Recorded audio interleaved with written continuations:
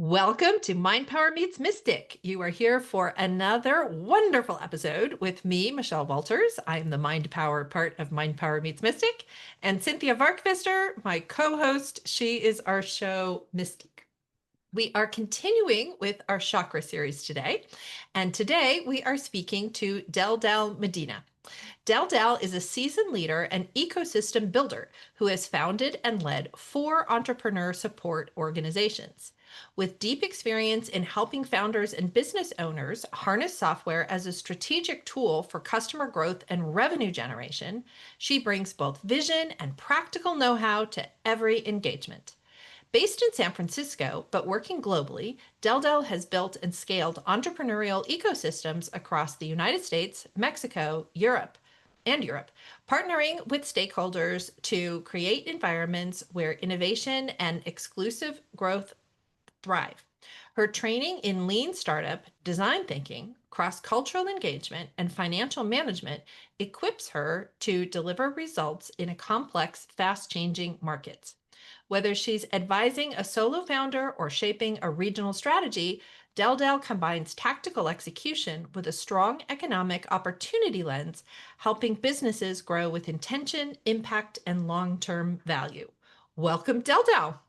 Thank you so much. Thank you, Michelle. Thank you, Cynthia. I'm interested and intrigued to have this conversation.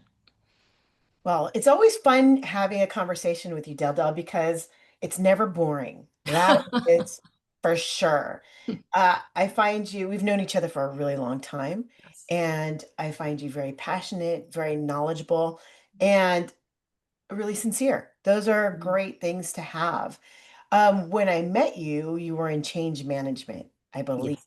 which was, I mean, you were just a baby. And then you've blossomed into doing these really incredible things, helping small companies learn to uh, get solid and thrive. So tell us, how did you get into this business, and Wow. who is it that you've been helping lately, or in the past? I mean, when people ask me this question, it's difficult to answer because I don't come from people who think about or have the experience of having careers. Like, that's just not our experience. I'm first generation immigrant family. My family's originally from Colombia. And while we are very well educated people and we like to read and we like to create and we are involved in very intellectual pursuits, that does not necessarily translate to be able to thrive under certain circumstances. And so I got here by accident. Like, it's literally been one accident after another. I often say that it is just my curiosity that got me here, of trying to figure out some answers for myself, and then learning those lessons in difficult ways sometimes and in great ways in others, and then just being like, oh, how can this be helpful to somebody else who might be looking to be on the same track that I am, or is interested in solving these issues, or is interested in asking these difficult but needed questions. And so I would say it's a combination of inquiry, um, as well as just stubbornness at this point, because there's times when I'm like, man, is there something else I could be doing? But then it would be boring. It would be very boring. I don't like boring. Right, right. So who have you been helping in the in the not so distant past? Yeah, so for the last, I would say 15 years or so, I have led 4 different ecosystem and entrepreneurial support organizations. And that means helped to run accelerators, incubators, pitch competitions, organizations that need to be working together but are often pitted against each other. How do I get people around a table to talk about the issues at hand? How do I help to think about like entrepreneurship in a different way? We've all known, specifically because we're in the Bay Area, like we've seen in the last, 17 years, people have become millionaires and billionaires, not necessarily because they're smarter, but because they had access to certain networks and certain opportunities. And so, what does it look like for us to create that for ourselves in a way that is more equitable, but more importantly, actually solving the problems that we have at hand? I think of whether you're starting a business or a nonprofit, it doesn't really matter under what bucket it is. You have to be solving somebody's problem. And it is about what is that problem? How can you solve it? And can people put money in your pocket to be able to pay yourself and others? That's really cool, Deldelp. So here's my quick story about Deldelp is Cinthia talked about this person named Deldelp for years, and I never got to meet Deldelp. And then went to a barbecue, I think, or something a couple of years ago and met you, and I was like, oh, now I get what the big deal Yeah. is. Um, because I think the work you do is so important and so needed and cool and hard. Yeah. Working with entrepreneurs can be a little tricky because they want to, I mean, not all of them, I'm being totally general here, but many of them believe that they know everything. And Mhm. yet there's a certain amount of listening that you have to do and learning where you are weak and where your market's going to go. And if this big coming change is going to affect you like the way you think it is or it isn't. Yeah. And I just think it's absolutely beautiful that you have taken a focus to helping those people and those organizations figure it out because it ain't easy. I feel like as I look at the business world, and I know, I mean, I'm trying to sort of put this in the context of like, our nation's been to war before. Like there've been other big bad things that have happened in the past. But we certainly are in a time of what feels like massive uncertainty. And I would think that that is I don't know, a theme, a Yeah. song playing in the worlds of the people you work with. Could you share? We're recording this just in case like Yes. somebody listens to this years from now in August 2025. And it'll probably go up in September or so. But tell us a little bit, Delda, what is it that you see in the communities that you're working with out there right now? I mean, I think the uncertainty is definitely there. I mean, the reality is too that we're in living in a moment in time where there's never been more income inequality. And so the True. difference between labor and capital right now is just huge. It's huge.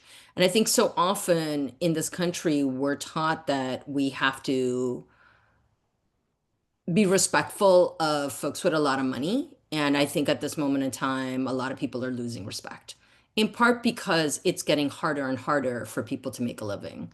And there is a difference between kind of like the structures and systems that we're in right now and the fact that as humans, we've always liked to trade with each other. It doesn't matter where you come from, where your people come from, where in terms of both lineage and geography, humans have been trading with each other for forever.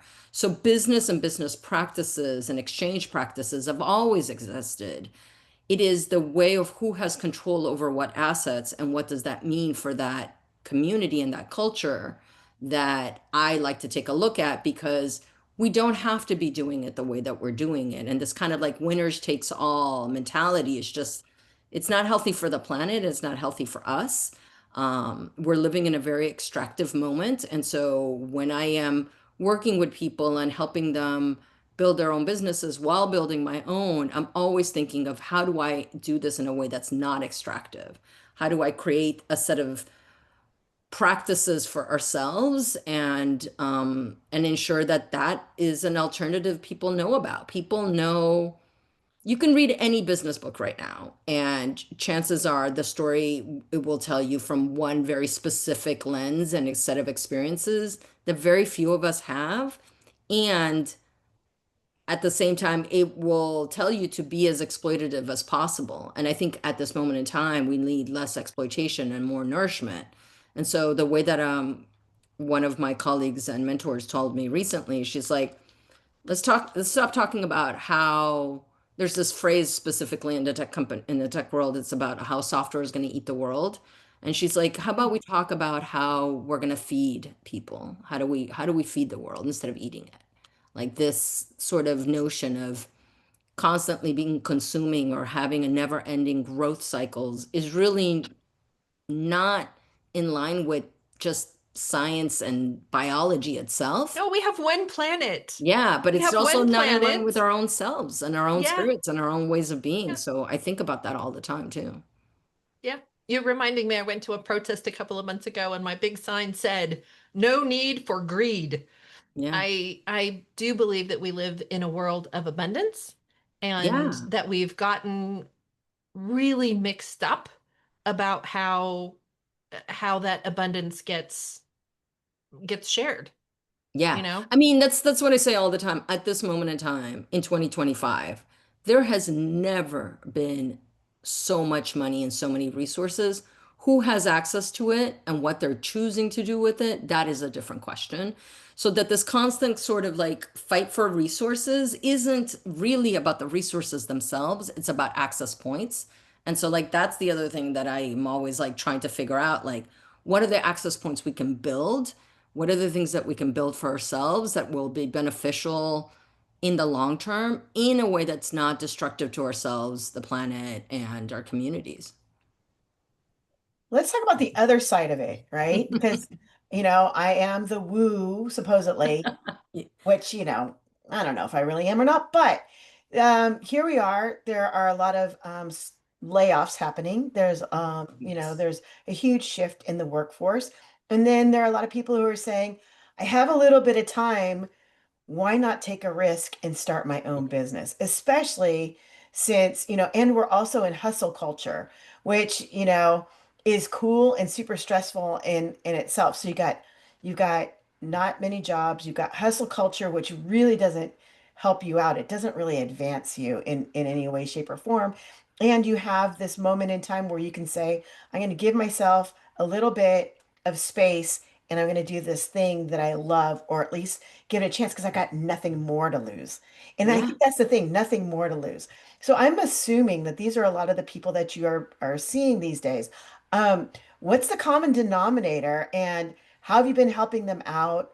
Mm, Are you seeing any traction? And, what are their pain points? Because I have a feeling their pain points are my pain points mm. because, and one last thing, let's just add one more layer on it. Here Okay. we are, a bunch of women, right? We're not always considered equal. And Mm, then let's add on to that there are a few of us here that are people of color.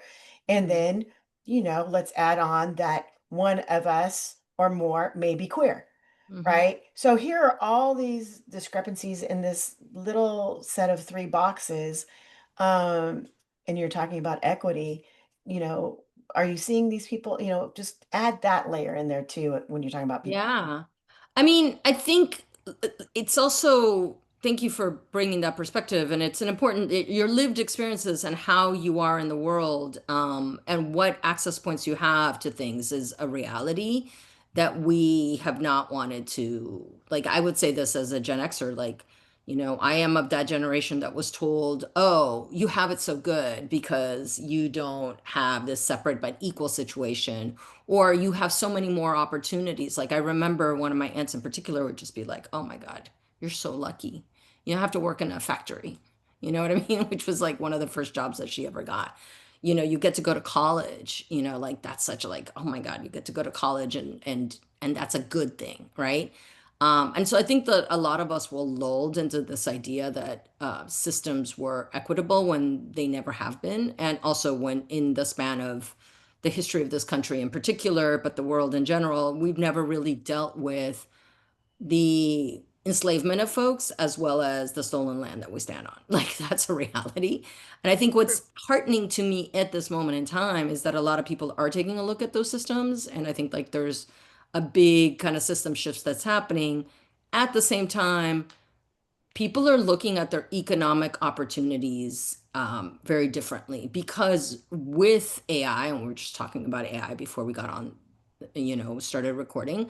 With AI, we don't know what jobs are. So if somebody's going to college pretty much in the next couple of weeks, by the time they graduate in 4 years, we don't know what jobs they're going to be. So I always like recommend to people like learning how to learn is the best skill set you can have.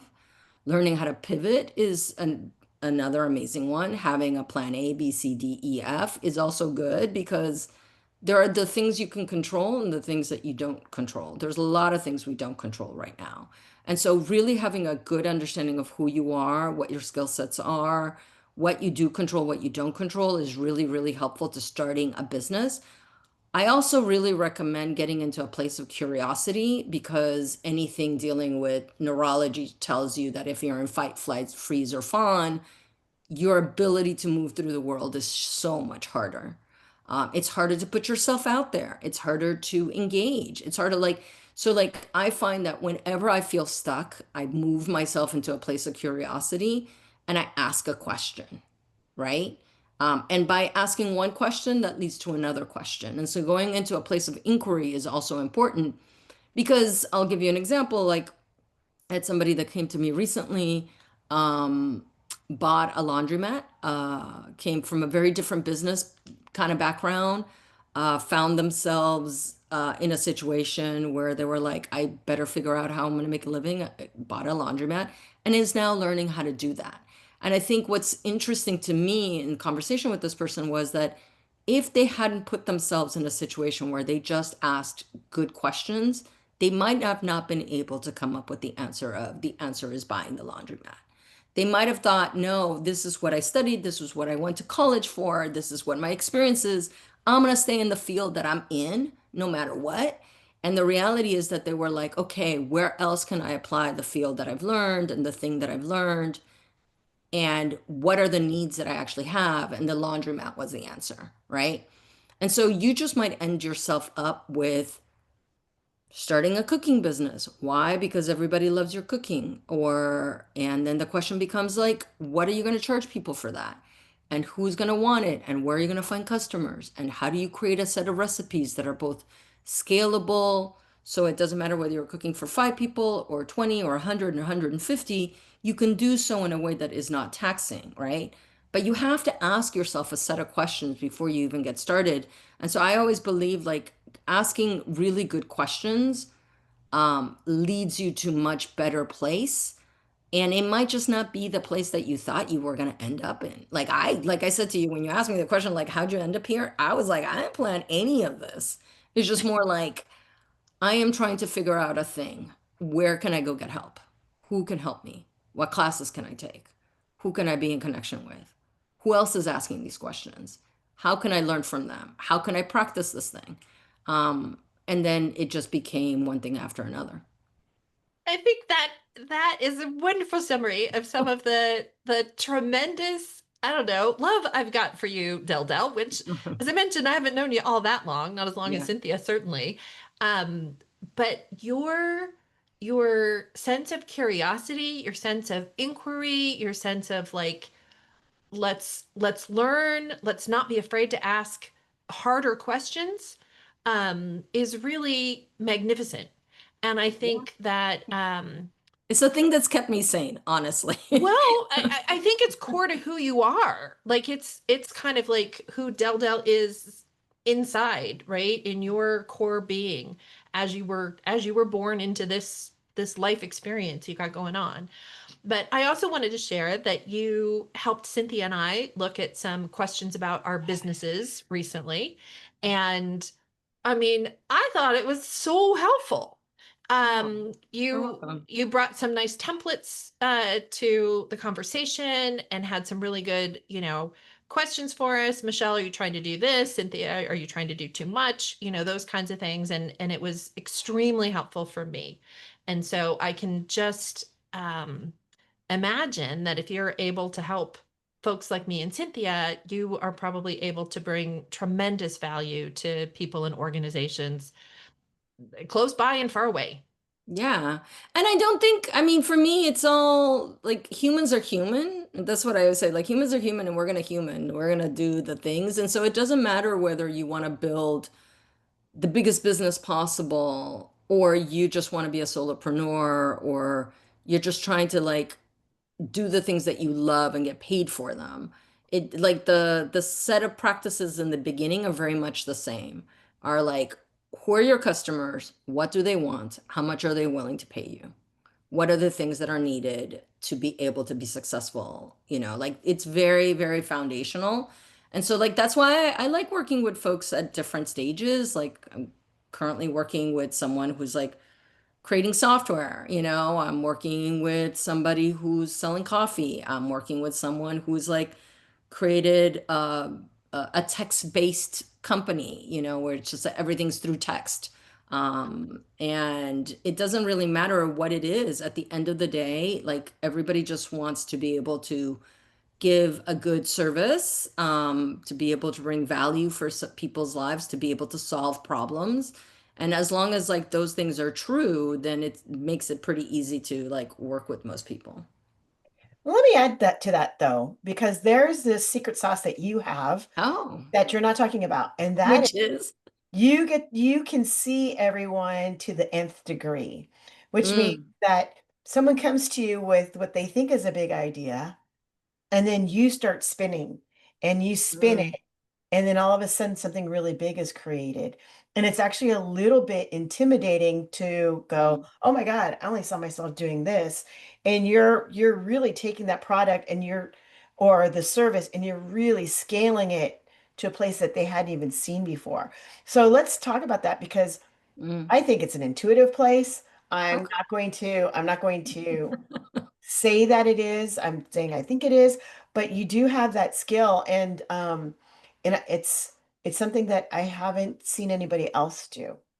To, Really? Oh, that's interesting. now, they'll take you to the next level, but Okay. they don't take you to the nth degree, Okay. I will right? take that. Thank you for that compliment.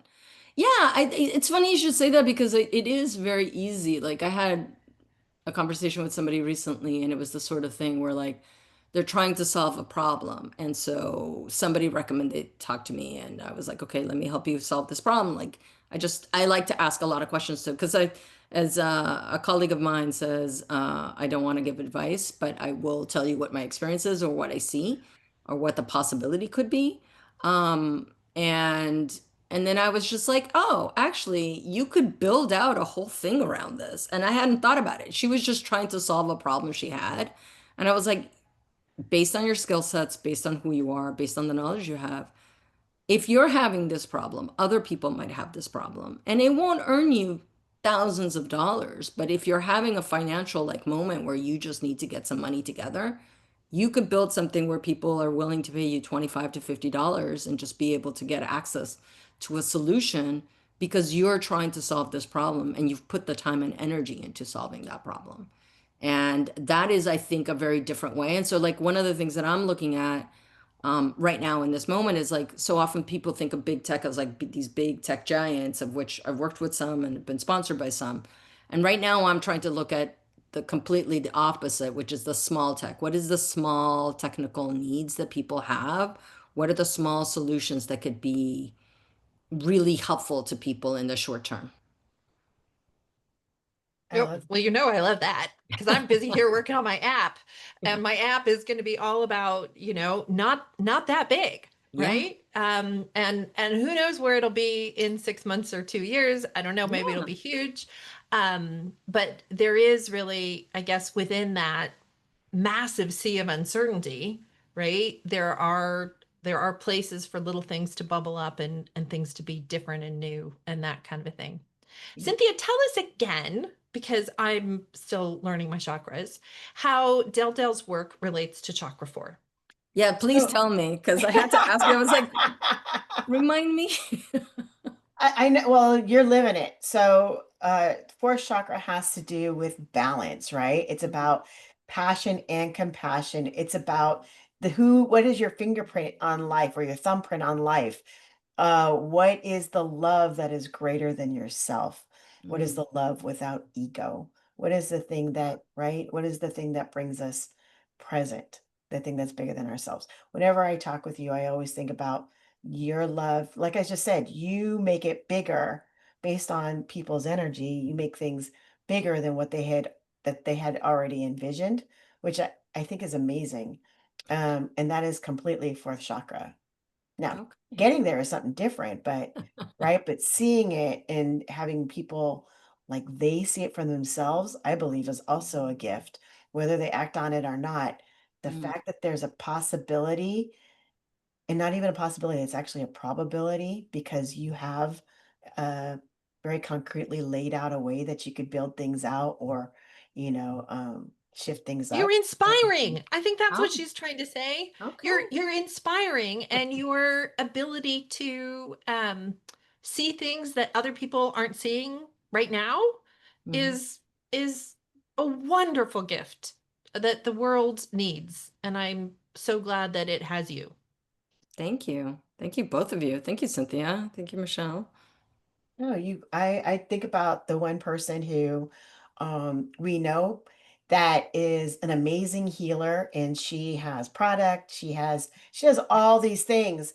And I remember one day I said you could, wrap it all together and be, soup to nuts. And you went to the other place and went, well, your products could do this and this could happen. And then she kind of disappeared. Mhm. And, not in a bad way, but it Yeah. became a very, I think the reality of it became a bit overwhelming. Mhm. Again, not a bad thing, it's just something, right? So, yeah. Tell us how you help people scale, like you've helped us. Yeah, I think, like you said, it's not that hard for me to envision and kind of like figure out like what are the pieces that are needed.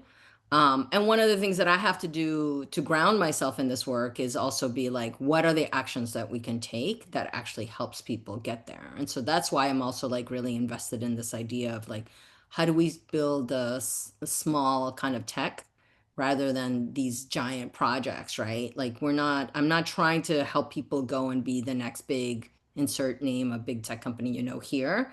I'm rather like trying to help people figure out what are the things that they need to be able to ensure that they have a product that pays them and their team well, that people feel like they're getting value for their money. Like that's the key. That's Right? beautiful.